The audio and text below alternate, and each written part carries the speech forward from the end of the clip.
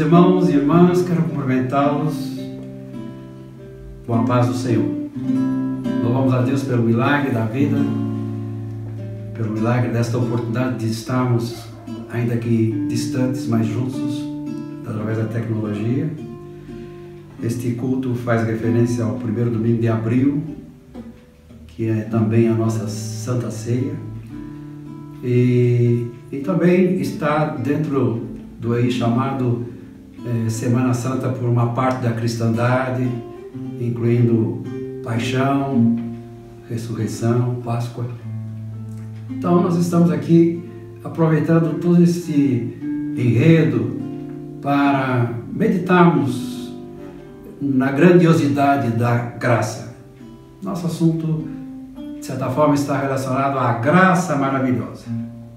Mas antes de nós prosseguirmos, nós queremos orar, convidar a todos e todas que nesse momento se juntem a mim aqui em oração. Senhor nosso Deus, nosso Pai Celestial, em nome de Teu Filho Jesus Cristo, pedimos a Tua graça e presença, a presença do Teu Espírito Santo, nesse momento em que nós nos reunimos para pensar em Ti, lembrar de Ti, agradecer ao Senhor, louvar ao Senhor pela tão grande salvação, pela Tua palavra, pela vida, pela saúde.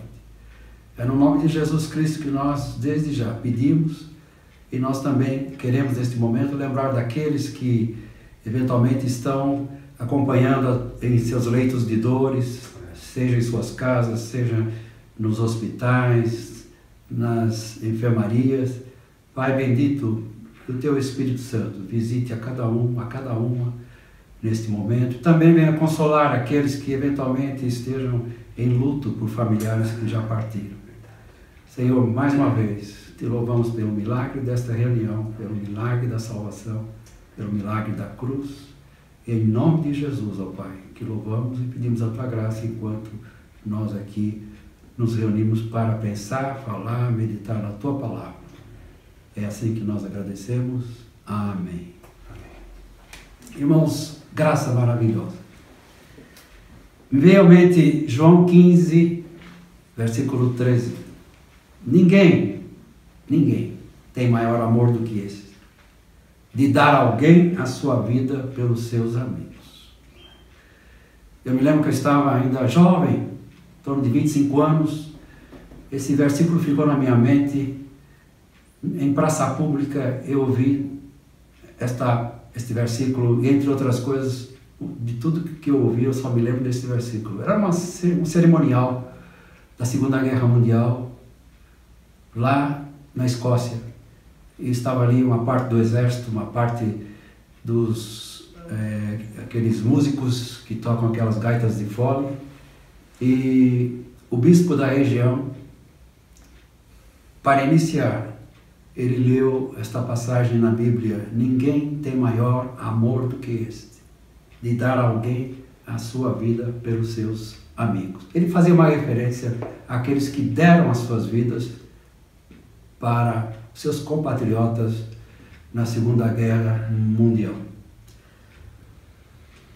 Trazendo para os nossos dias, e também fazendo referência a esta palavra de Jesus dita há mais de 2000 anos, eu perguntaria, e deixaria essa pergunta para a nossa meditação em primeiro lugar: por que dar alguém a sua vida pelos seus amigos? Pelos seus amigos. Na palavra de Deus, há entre outras, uma resposta aqui, no livro de Romanos, capítulo 5, versículo 7. O apóstolo Paulo diz: porque apenas alguém morrerá por um justo, pois poderá ser que pelo bom alguém ouse morrer. Eu sou bom, você é bom, nós somos bons diante de Deus. Bom, precisamos regressar e voltar um pouquinho mais antes da maravilhosa graça. E então vem uma segunda pergunta: e quando se trata de morrer por inimigos, Morrer por amigos, morrer por um filho, por uma filha, por uma neta, um neto, o pai, a mãe. Eu me lembro também quando eu era criança, foi uma das coisas que marcaram a minha vida, assim, relacionado a um incidente muito triste. A uns metros de onde eu morava, um carro atropelou uma mãe. E atropelou e matou. E por que essa cena triste? Porque a criança foi atravessar a rua e esta mãe saiu correndo e para salvar o garoto, ela conseguiu salvar o garoto, jogá-lo para frente, mas ela ficou estendida no chão. Tem esse cenário até hoje na minha mente. Nesse aspecto, ela deu a vida por uma criança, um filho, por amor, por amor. Agora, e quando se trata de dar a vida por um inimigo ou por inimigos? Lá na carta do apóstolo Paulo também aos Romanos, no capítulo 6 até o versículo 11, podemos ler o seguinte: porque Cristo, estando nós ainda fracos, morreu a seu tempo pelos ímpios. Porque apenas alguém morrerá por um justo, pois poderá ser que pelo bom alguém ouse morrer. Mas Deus prova o seu amor para conosco, em que Cristo morreu por nós, sendo nós ainda pecadores. Logo, muito mais agora, sendo justificados pelo seu sangue, seremos por ele salvos da ira. Porque se nós, sendo inimigos, fomos reconciliados por Deus pela morte de seu Filho, muito mais, estando já reconciliados, seremos salvos pela sua vida, a vida de Jesus, ou seja, a ressurreição. Versículo 11. E não somente isto, mas também nos gloriamos em Deus por nosso Senhor Jesus Cristo, pelo qual agora alcançamos a reconciliação. Ou seja, alcançamos o fim da separação. Havia uma muralha de separação. Éramos inimigos de Deus. É o fim da inimizade entre o ser humano e entre Deus. Somente a maravilhosa graça pode fazer esta reconciliação. De inimigos tornarem-se amigos. Então, antecipadamente, Jesus, pela sua misericórdia, pelo seu muito amor com quem nos amou, ele disse: porque dá alguém a sua vida pelos seus amigos. Ninguém tem maior amor do que estes. Já antecipadamente nos chama de amigos. Que bondade de Cristo. E me lembrei daquele hino, não vou cantar, mas também o hino da minha adolescência, da minha juventude, que o coral cantava, e ainda cantam, outros corais cantam, o hino Maravilhosa Graça. A estrofe número 1 diz: maravilhosa graça, maior que o meu pecar. Como poder cantá-la? Como hei de começar?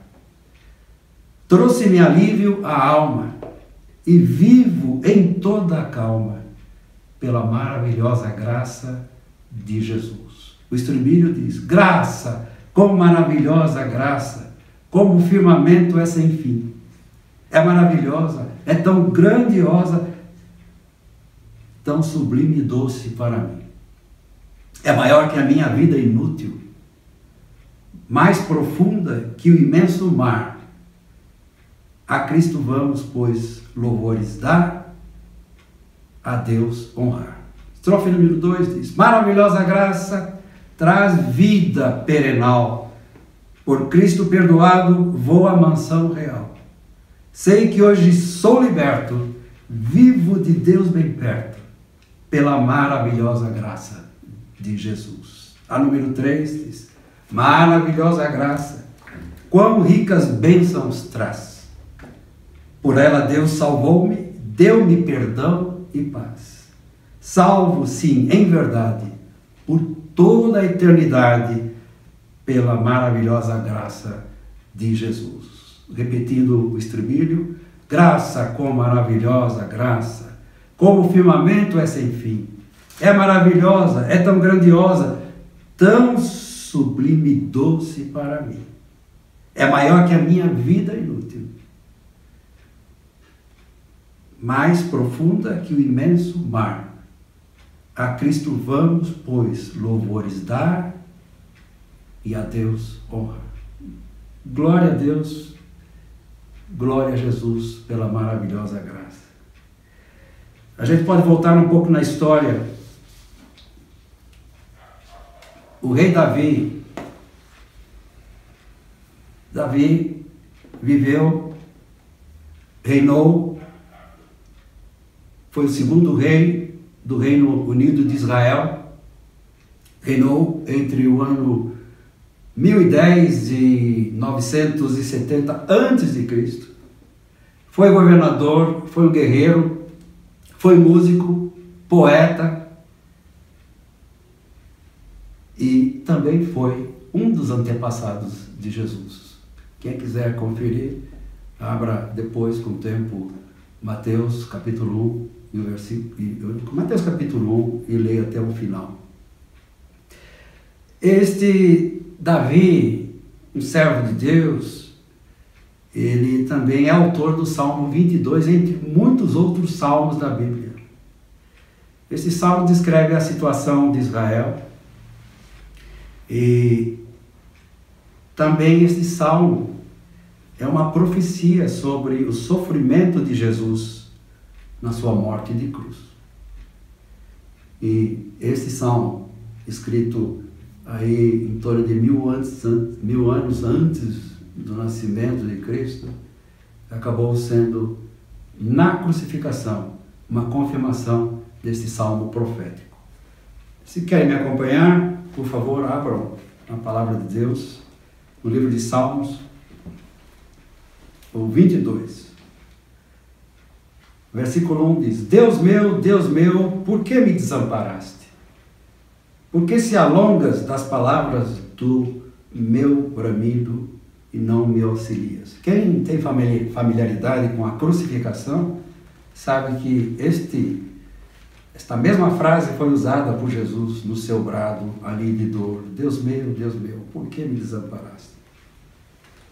Versículo 2: Deus meu, eu clamo de dia e tu não me ouves, de noite e não tenho sossego. Percebam aqui a aflição. É um momento da vida de Davi. E pense no momento da vida de Jesus, como sendo Deus, Criador dos céus e da terra, junto com o Pai e com o Espírito Santo. Ele deixa toda essa glória. É impensável falar sobre isso, e se faz humano como nós. Só isso, chamado encarnação, já é um sofrimento. É algo que a mente, a filosofia, os poetas não conseguem penetrar na sua profundidade. Nessa entrega, nessa doação, deixar seu trono de glória, que nós só podemos pensar, divagar um pouco sobre ele, mas nós não temos ideia da gloriosa vida que o Criador e os seus anjos vivem na glória celeste. Mas este sacrifício já da encarnação já é demais. E ele culmina na morte, a morte de um santo, a morte de um justo. A palavra de Deus diz que o salário do pecado é a morte. Ou seja, a morte é um decreto, a morte é um resultado do pecado. Agora, pensemos no santo de Deus. Deus, na sua santidade, ou Jesus Cristo encarnado, na sua santidade, que a palavra de Deus diz que ele foi testado e tentado em todas as coisas que o ser humano é testado e tentado neste planeta, depois da queda do ser humano lá no Éden. Mas tem um mas ali, mas sem pecado. Logo, Jesus não era para morrer. É um contrassenso, penso eu. Com toda a licença que eu estou dizendo, não estou blasfemando. O santo morrer é impensável, mas o santo de Deus se fez homem como nós e tomou sobre si todos os nossos pecados. E ali ele morre como um santo, porém, um santo que atraiu para si o meu, o teu pecado da humanidade passada, da humanidade presente e da humanidade futura. Clamo de dia e tu não me ouves, de noite não tenho sossego. Versículo 3. Porém, tu és santo, o que habitas entre os louvores do povo de Deus, nesse caso aqui Israel. Em ti confiaram nossos pais, confiaram e tu os livraste. A ti clamaram e escaparam, em ti confiaram e não foram confundidos. Mas eu sou verme, não sou homem, opróbrio dos homens e desprezado do povo. Vergonha. Vergonha. Tem um hino que nós cantamos, que eu aqui com Jesus, a vergonha da cruz, o opróbrio da cruz, quero sempre lembrar e sofrer. Jesus foi envergonhado, foi rebaixado, foi cuspido, desprezado, coisa que não se faz com um animal, fizeram com Jesus. Versículo 7, todos os que me veem zombam de mim, estendem os beiços e meneiam a cabeça, dizendo, confiou no Senhor, que o livre. Livre-o, pois nele tem prazer. Isso foi dito também. O Senhor não é o chamado Salvador do mundo? Nesse caso, livre o Senhor da própria cruz. Aliás, um dos que estavam ali crucificados ao seu lado, que eram bandidos, falava a mesma coisa. O Senhor pode salvar os outros, porque Ele não salva a ti também. E já aproveita e salve a mim também. Um deles acabou fazendo esse impropério. Versículo 9. Mas tu és o que me tiraste do ventre e que me preservaste estando ainda aos seios de minha mãe. Veja que há sempre uma poesia, Davi falando dele, mas Jesus também saiu do ventre da glória e veio para esse planeta conturbado. Sobre ti, versículo 10, fui lançado desde a madre. Tu és o meu Deus, desde o ventre de minha mãe. Não te alongues de mim, pois a angústia está perto, e não há quem ajude. Ali, Jesus sozinho carregou os nossos pecados, e foi o momento da sua vida mais trágico, mais obscuro. Inclusive, ele termina a sua entrega na cruz com aquele brado: Deus meu, por que me desamparaste? Vamos ao versículo 15. A minha força se secou como um caco, e a língua se me pega ao paladar, e me puseste no pó da morte. Boca seca, sede. Não dá para descrever aqui o quanto o Senhor foi já submetido a um estresse desde da sexta-feira, quando ele já está ali avisando os seus discípulos de tudo que vai acontecer com ele. E dali ele sai depois de celebrar a ceia, primeira ceia, ele já vai se entregando, já é preso e passa da sexta para o sábado acordado, sendo levado por um palácio para outro, julgado e tal. E no sábado ele passa o dia inteiro sofrendo vergonhas, etc. E aí vai para a cruz. E à tarde, ele então, lá pelas 6 da tarde do sábado, ele morre, entrega o seu espírito e cumpre seu papel. E me puseste no pó da morte. E é sepultado na tarde do sábado por José de Arimateia. Então, pulando para o versículo 18. Repartem entre si minhas vestes e lançam sorte sobre a minha túnica. Tudo isso está registrado nos evangelhos sobre a zombaria que fizeram com Jesus, tiraram suas roupas, sortearam suas roupas, deixaram no seminu. E se nós continuarmos lendo, eu já vou encerrando esse salmo por aqui, porque ele é muito profundo, mas tem aqui uma palavra interessante no versículo 27. Todos os limites da terra se lembrarão e se converterão ao Senhor, e todas as gerações das nações adorarão perante a sua face. Que interessante, hein? 1000 anos antes, Davi profetizando. Estamos aqui no mês de abril de 2021, aqui no Brasil, aqui em São Caetano, aqui no bairro Nova Jeca. Aqui é uma parte desta profecia. As nações, o reino do Senhor será estendido entre as nações. O reino hoje ainda é invisível, ele reina nos corações.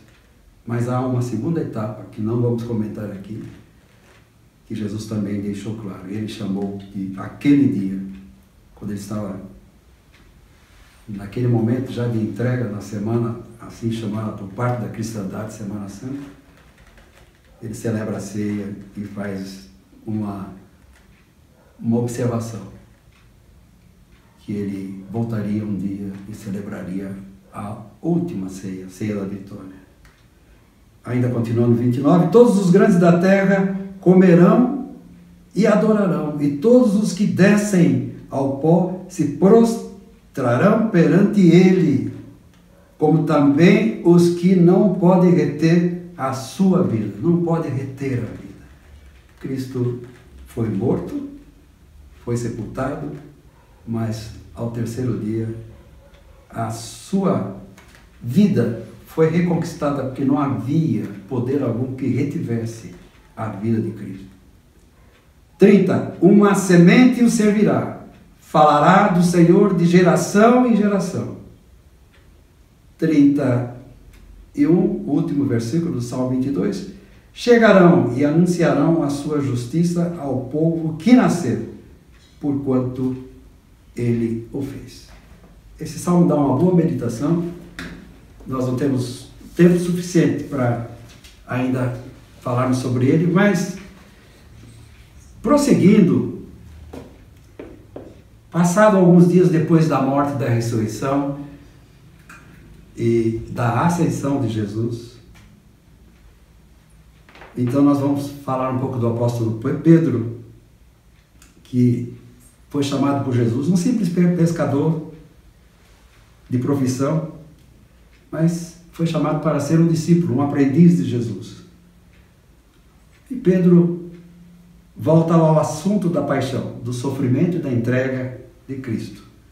Ele faz a seguinte declaração, que é uma declaração diante do real cumprimento do Salmo 22. Está lá registrado no livro de Atos dos Apóstolos, o capítulo 2, dos versos 22 ao 24. Pedro levanta a voz e diz: varões israelitas, escutai estas palavras. A Jesus Nazareno, varão aprovado por Deus entre vós com maravilhas, prodígios e sinais, que Deus, por ele, fez no meio de vós, como vós mesmos bem sabeis.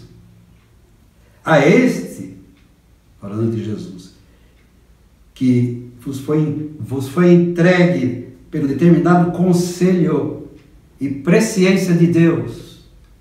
Conselho e presciência de Deus. Planejamento antecipado que vai para a eternidade. Na mente de Deus já estava tudo isso. E vós, tomando-os, o crucificastes e matastes pelas mãos de injusto, ao qual Deus ressuscitou, soltas as ânsias da morte, pois não era possível que Jesus fosse retido por ela, pela morte. Glória a Deus. Aí está falando de outro apóstolo, já no final do livro, no último livro da Bíblia. Nós vemos ali, no livro de Apocalipse, uma visita que eu chamaria visita de cortesia. Depois de ressuscitado, de ter assunto ao céu, também no caso de Pedro, Jesus, já no seu estado glorificado, ele faz uma apresentação, faz uma visita surpresa, uma visita de cortesia. A quem? A João. João estava na ilha de Patmos preso, porque era cristão. O governo dominante daquela época não admitia o cristianismo.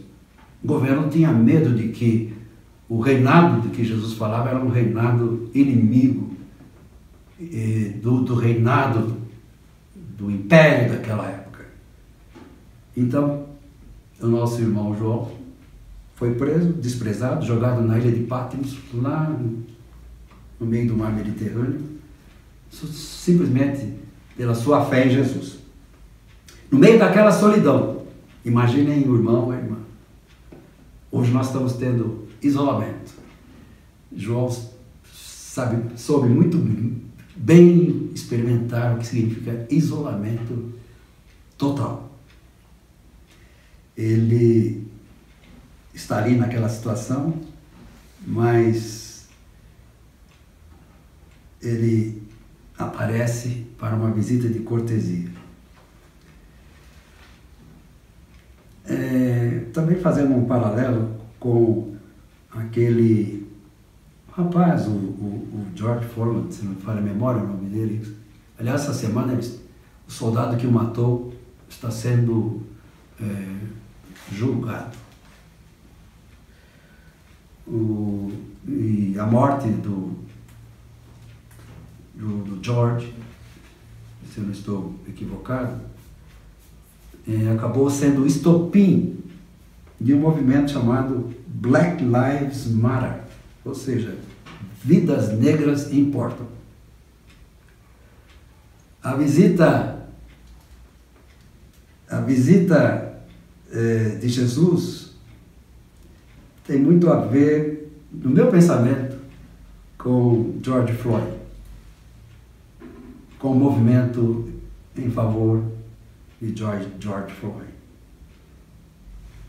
Eu diria que a visita de cortesia de Jesus já era um prenúncio, entre aspas, né, de que human lives matter, que todas as vidas humanas importam. Vejamos algumas palavras registradas no capítulo 1 e 2 do livro de Apocalipse. Apocalipse tem 22 capítulos, eu vou descrever apenas algumas palavras. João está descrevendo o que ele viu naquela visita de cortesia. Apocalipse 1,17. Eu, João, quando vi Jesus, no seu estado de glória, aqui eu estou acrescentando, que ele disse que ele tinha um resplendor na sua aparência, e ele não aguentou aquela luminosidade dos seus cabelos, seus olhos como chamas de fogo. Ele viu Jesus Jesus permitiu que João visse talvez parte da sua glorificação. Então João diz: quando eu vi, eu caí a seus pés como morto, e ele pôs sobre mim a sua mão direita, a sua destra, dizendo-me: não tenhas medo, não temas, eu sou, João, o primeiro e o único. Versículo 18. O que vive, fui morto, mas eis aqui estou vivo para todo sempre. Amém. E João, eu tenho o comando, eu tenho as chaves da morte e do inferno. Outra passagem que poderíamos incluir aqui, Apocalipse 2:7. Quem tem ouvidos, Ouça o que o Espírito Santo diz às igrejas. Ao que vencer, dar-lhe-ei a comer da árvore da vida que está no meio do paraíso de Deus. Capítulo 2, versículo 10. Nada temas das coisas que hás de padecer. Está falando a João, e que João transmitisse também às igrejas da Ásia daquela época. Eis que o diabo, o inimigo das nossas almas, lançará alguns de vós na prisão, para que sejais tentados. E tereis uma tribulação. Aqui fala de 10 dias, tem o seu significado, mas tribulação aqui não falta, desde a queda do homem nesse planeta. Ser fiel, seja fiel até a morte. Ainda que tenha que pagar com a tua vida, cristão, cristã, homem de Deus, mulher de Deus, jovem de Deus, adolescentes de Deus. Ser fiel até a morte, dar-te a coroa da vida. No versículo 11, do capítulo 2 ainda de Apocalipse, quem tem ouvidos, ouça. Ouvidos aqui é ouvir a palavra, mas também ter ouvidos espirituais. Que ouça o que o Espírito Santo diz às igrejas. Ao que vencer, melhor dizendo, não receberá o dano da segunda morte. Esse é um assunto seríssimo. Primeira morte, esta morte que estamos vendo muito mais nesses dias de hoje. Pessoas morrendo, pessoas sendo sepultadas, faltando covas, faltando carros funerários, etc. O que isso nos leva a pensar, já para irmos caminhando para o encerramento? Pensar em batalha e pensarmos em vitória. Entre aquela sexta da paixão até o domingo da ressurreição, houve batalha sangrenta, mas também vitória apoteótica. Da mesma forma em que nossa caminhada aqui na Terra, nós enfrentamos períodos de lutas e períodos de batalhas. E o que fazer, então, durante a nossa caminhada? Pelo menos 3 pontuações aqui, apenas para ser breve. O que eu devo fazer durante a minha caminhada? O que você, irmão, irmã, parentes, ouvintes da palavra de Deus, olha, pelo menos Hebreus 12:2 fala de um referencial. Nós devemos manter Jesus Cristo como nosso referencial. Aqui diz a passagem, olhando para Jesus, olhar espiritual, olhar da alma, olhar do nosso espírito.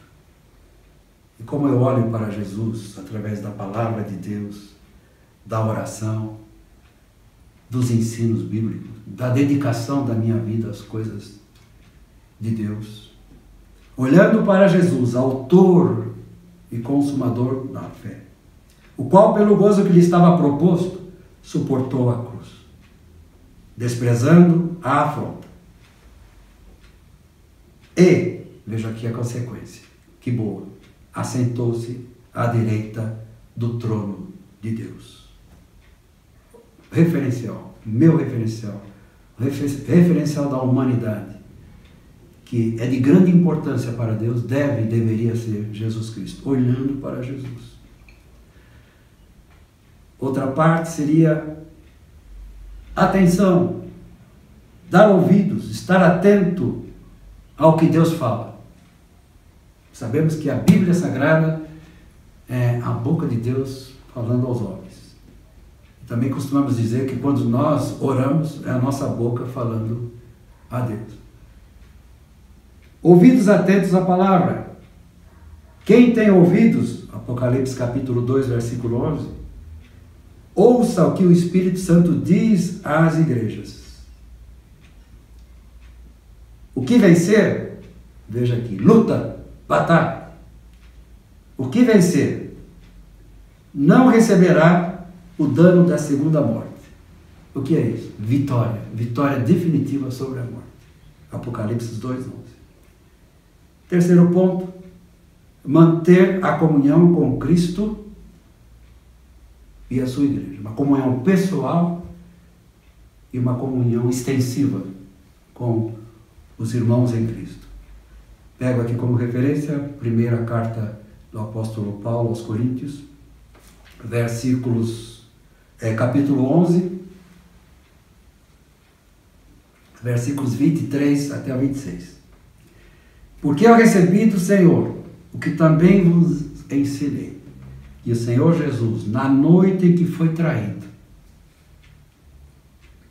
tomou o pão e, tendo dado graças, o partiu e disse: tomai, comei, isto é o meu corpo que é partido por vós. Fazei isto em memória de mim. Semelhantemente, também depois de cear, tomou o cálice, dizendo: este cálice é o Novo Testamento no meu sangue. Fazei isso todas as vezes que beberdes, em memória de mim. Porque todas as vezes que comerdes este pão e beberdes este cálice, anunciais a morte do Senhor até que venha. Antes de passarmos à celebração da ceia, poderíamos cantar o hino 39. Bendito seja o Cordeiro.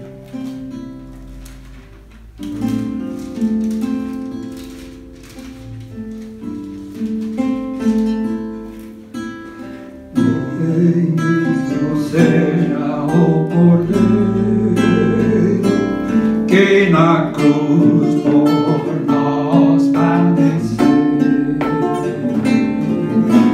Bendito seja o seu sangue que por nós há de ele verter.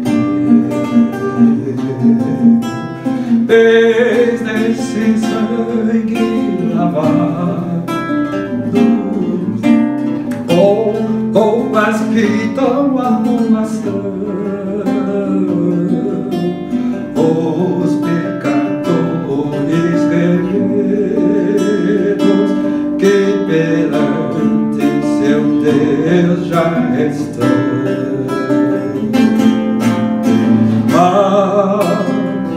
Ou mais que a neve,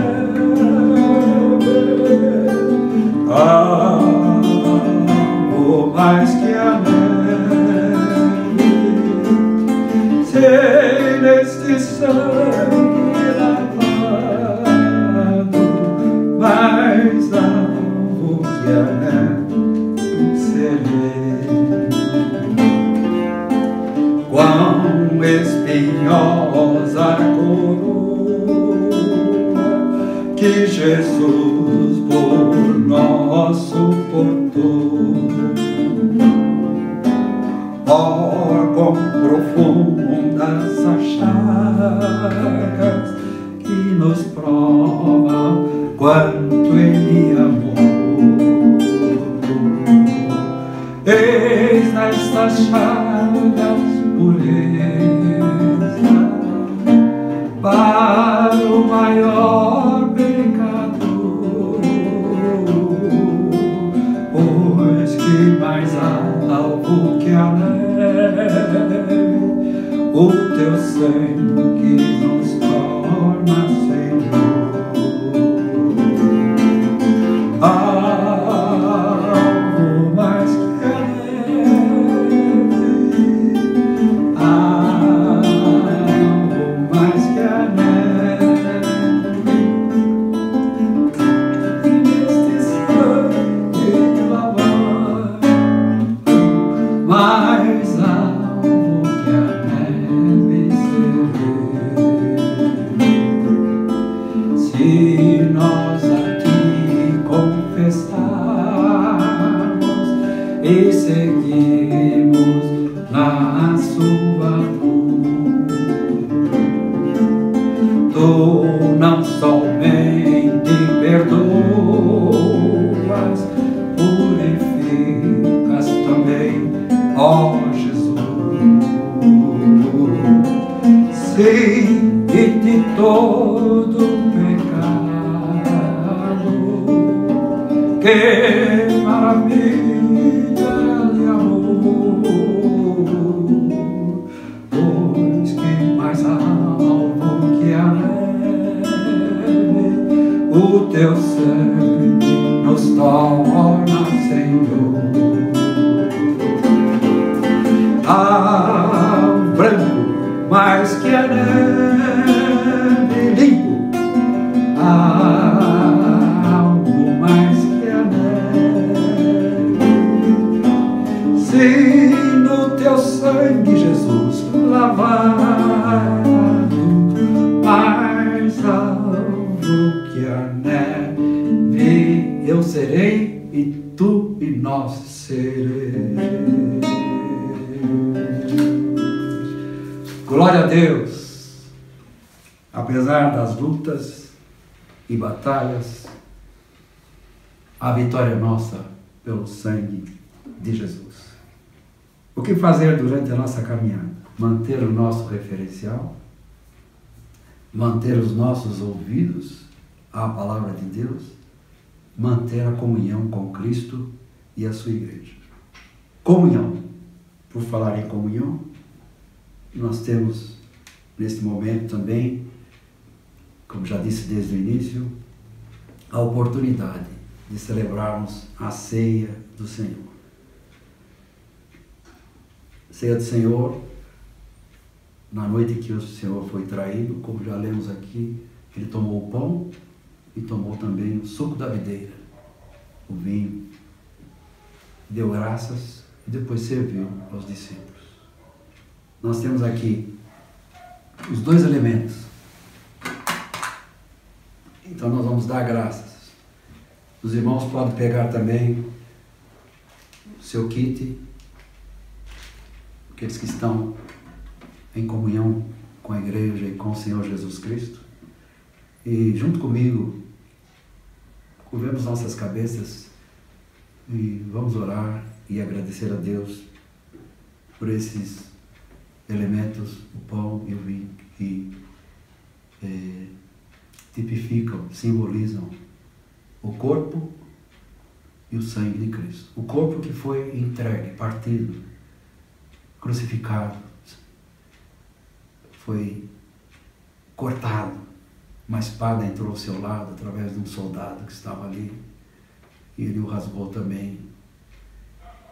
E esse testemunho foi tido e está escrito na palavra de Deus. E o seu sangue caiu, e este sacrifício, ali o santo, o justo, levou sobre si tudo que estraga, que vem estragando o ser humano, uma vez que o ser humano reconheça o Senhor Jesus como seu Senhor, Salvador, perdoador de todos os pecados. Então o Senhor Jesus celebrou a primeira ceia e pediu que nós fizéssemos isso repetidas vezes em memória desta entrega, deste sacrifício. Nesse momento, então, vamos agradecer a Deus e memorizar uma vez mais, quer dizer, pensar uma vez mais no que Deus fez por nós em Cristo Jesus. Pai bendito, em nome de Jesus, nosso eterno Salvador e suficiente, único, queremos te agradecer por nesse momento, junto com os nossos irmãos e irmãs que nos acompanham à distância, celebrar a ceia do Senhor. Faz-nos cada vez mais gratos a Ti, porque é uma graça indescritível, somente a maravilhosa graça. Jesus, o Santo, morreu pelos pecadores, entregou a sua vida. Nossa mente não consegue dimensionar a profundidade deste ato, lá na cruz do Calvário. E também desde a renúncia do Senhor Jesus lá no trono da sua glória, em tornar-se um ser humano, através de seu nascimento virginal por Maria, e aqui nesse mundo complicado, pecaminoso, caído, viver até os seus 33, aproximadamente, anos de vida. E finalmente cumprir a missão fundamental que foi e que é e continua sendo salvar homens e mulheres, jovens, crianças e transportá-los das trevas para a luz, transportá-los de uma situação de perdidos para achados, de mortos espirituais para vivos espirituais e vivos para toda a eternidade. Sabemos que temos dificuldades neste planeta, estamos tendo esses dias, nesses meses, mas também o Senhor já tinha nos advertido que nós teríamos aflições neste mundo, mas que nós tivéssemos bom ânimo, porque o Senhor mesmo disse: eu venci o mundo. E como o Senhor venceu? Na cruz do Calvário. O que parecia o final, que parecia derrota, que parecia um vexame, tornou-se a causa da nossa eterna salvação. Portanto, ó Pai, em nome de Jesus, te louvamos e te agradecemos pela morte, mas também celebramos a vida e a ressurreição. A cristandade diz que é o domingo de Páscoa, não toda, mas uma parte. Na verdade, o domingo da ressurreição é a vitória de Cristo sobre todas as potestades, todos os domínios, todas as hostes infernais da maldade. Então, a própria Bíblia diz que o Senhor Jesus é a nossa Páscoa. Louvado seja Deus, ó Pai, por esta Páscoa. Esta palavra que significa passar por cima. Poupar. E o Senhor nos poupou da morte eterna através do sangue, o sangue do Cordeiro, que nos purifica de todo pecado. Em nome de Jesus, te agradecemos. Amém. Amém.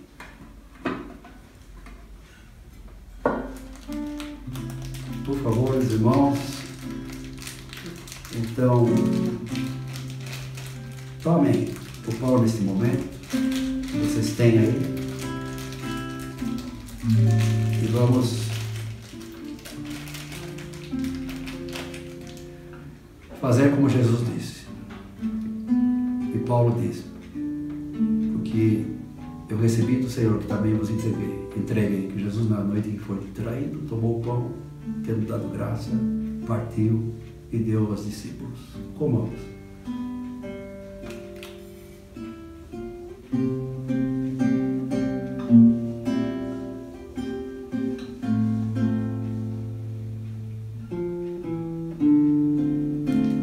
Glória a Deus. Aleluia. Louvado seja o teu nome, Pai. Glória a Deus nas alturas. Bendito seja o teu nome, Senhor.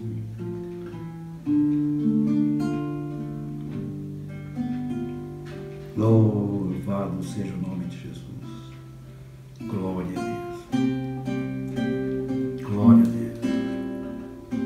Glória a Deus.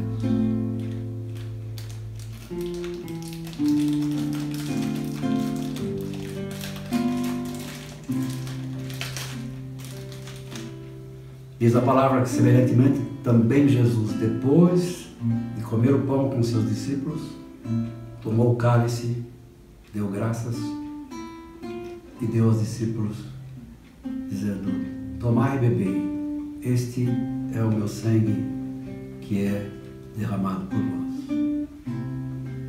Fazei isso todas as vezes em memória de mim, disse Jesus. O irmão pode tomar, pegar o seu copinho, seu cálice, abrir e vamos tomar todos juntos.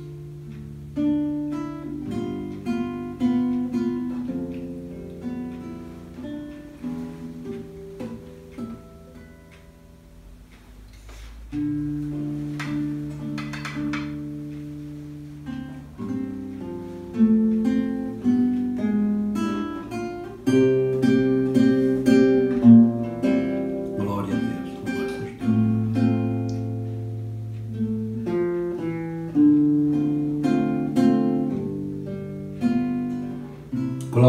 Deus! Graças a Deus por mais esta vitória. Então, estamos encerrando aqui e fazendo uso dos hábitos dos apóstolos, queremos nos despedir com o que chamamos de bênção apostólica. A graça de nosso Senhor Jesus Cristo, aquela graça maravilhosa, e o amor de Deus, um amor incompreensível,